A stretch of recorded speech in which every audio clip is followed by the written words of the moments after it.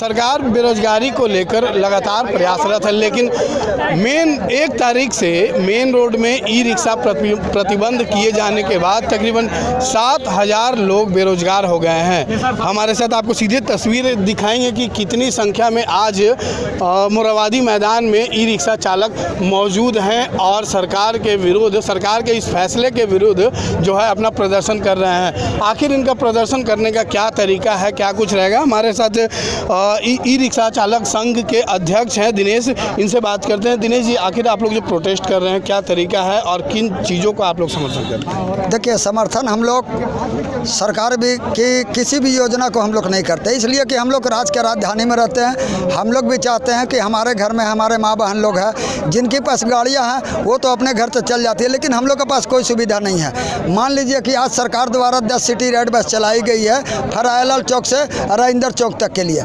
लेकिन कहने का मतलब है जिनको हॉस्पिटल जाना है, जिनको स्कूल जाना है, जिनको कॉलेज जाना है, मान लीजिए आधा रात को हमारे घर में कोई गार्जियन का तबीयत खराब हो गया तो क्या उस परिस्थिति में उसके लिए तो एम्बुलेंस है ना? एम्बुलेंस नहीं, सरकार कहाँ दिया एम्बुलेंस? सरकार दिया, सरकार एम्बुलेंस दिए तो सरकार मान लेते हैं, वो हम लोग का कैपेसिटी नहीं है। जिनका पास खाने का कैपेसिटी नहीं है, जो प्रधानमंत्री का सरकार योजना का 1 रुपया वाला राशन खा रहा है, वो 10 रुपया एम्बुलेंस को देंगे। एम्बुलेंस को फ्री अगर सरकार कर दे कि किसी भी मरीज को अगर चाहिए तो एम्बुलेंस फ्री है, लेकिन यहाँ का रिक्शा टेम्पो में किसी का बजर गुजारा हो जाता है कि हम कहीं भी बुला लिए, वो आदमी आ गया, हम ले गए। लेकिन ये जो कहते हैं एसपी साहब कि बैटरी से पॉल्यूशन होता था इसलिए हटा दिए और नॉन पॉल्यूशन 10 गाड़ी, मान लीजिए 60 गाड़ी का परमिट था हरा कचहरी से मान लीजिए राजेंद्र चौक तक का 60 परमिट गाड़ी, 5 गो अगर ढोता था तो 300 आदमी। क्या आज वो जो पॉल्यूशन गाड़ी एलवेट टेक्का चौक में लगा दिया? 2 रोज तो सरकार वाहवाही किया कि जाम नहीं लगा, लेकिन एक रोज संडे हो गया, एक रोज मंडे हो गया।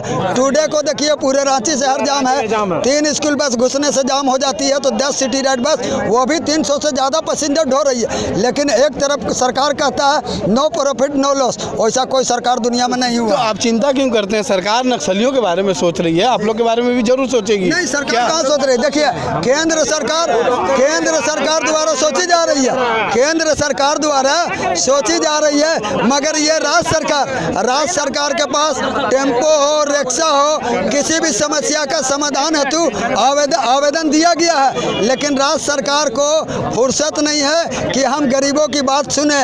लेकिन राज्य सरकार को यह भी सोचना होगा कि अभी आने वाला विधानसभा चुनाव में अगर वो जीतेंगे तब राज्य की सरकार बनेंगे। अभी हम लोग गरीब लोग जो विरोध कर रहे हैं ना, हम लोग के अगर राज्य सरकार बन के दिखला दे, हम लोग मोछ मुड़ा देंगे। सीधा तौर पे चैलेंज है इन ई रिक्शा चालकों का कि आने वाले विधानसभा चुनाव में सरकार को इस फैसले का हर्जाना जो है भुगतना पड़ेगा। अब ये तो समय ही बताएगा। हमारे साथ कुछ महिलाएं हैं, उनसे भी जानते हैं कि आप लोग जब ई रिक्शे चलाते हैं कैसे परिवार चलाते हैं, क्या इनकम होता है, अब क्या परेशानी होने वाली है?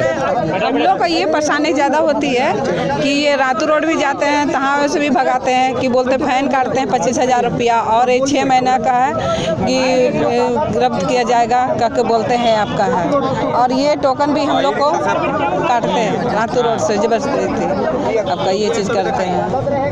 आप जो ई रिक्शा जो है आप लोग क्या लोन पे लिए थे या फिर कैसे? तो अब कैसे चुकाएंगे, क्या चिंताएं क्या चुकाएंगे? वही तो सरकार ने समझेगा जो हम कैसे चुकाएंगे। माने हम लोग यहाँ कमाने खाने ना आए हैं भैया, कि हम लोग सरकार से पैसा चुकाने आए हैं। अगर उतना सारा हम लोग के पास दौलत रहता तो गांव में नहीं रह के खाते, जब हम लोग इतना दूर दूर आए हैं कमाने से? पहले बताइए, सबका 1.5 लाख 2-2 लाख रुपया लोन है और सब घर से मुँह के मर रहा है। एक लोन बैट्रिक में जाएगा, एक लोन महिला समिति, हम लोग 7 गो लोन उठाए हैं।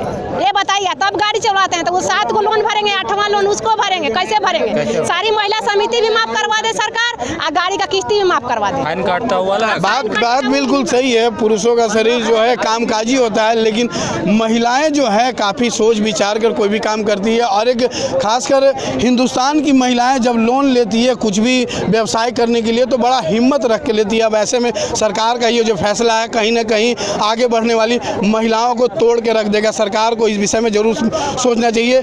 हमारे साथ कुछ और हैं, उनसे भी बात करते हैं कि आखिर अब जो समस्या उत्पन्न होने वाली है, क्या क्या समस्याएं आएगी अब? यहाँ सबसे बड़ा समस्या हो जाएगा बेरोजगारी का। घर चलाने का सबसे बड़ा समस्या है कि कैसे अपने घर में अपने बाल बच्चों का हम अच्छा भविष्य, अच्छा परवरिश कर सके। तो हम लोग अपना बाल बच्चा पोसे कि पुलिस को पोसे? समस्याएं बहुत विकट आन पड़ी है। क्या क्या क्या करेंगे आगे? अब कैसे आगे हम लोग का करना क्या है कि हम लोग तो कुछ नहीं चल रहा है, बाद में हम लोग क्या है ना आत्महत्या करके फांसी लगा के लटक जाना है। नहीं तो यानी कि हम लोग यानी ऊपर स्वर्गलोक चल जाना है। कितने लोग हैं फांसी लगाने वाले आप लोग? हम लोग सभी लोग हैं, सभी लोग हैं, सभी लोग हैं, सब सब जाएगा। जब नहीं चलने देगा तो हम लोग सब लोग फांसी लगाएंगे। सीधा तौर पे आप देख रहे हैं कि जो इतने हताश हैं कि आम लोग जो हैं, जो जितने भी ई रिक्शा चालक हैं, वो आत्महत्या करने को तैयार हैं। अब ऐसे में समस्याएं बढ़ जाती है। सरकार को इस विषय पे जरूर सोचना चाहिए। चंदन वर्मा, सनमार्ग लाइव के लिए, रांची।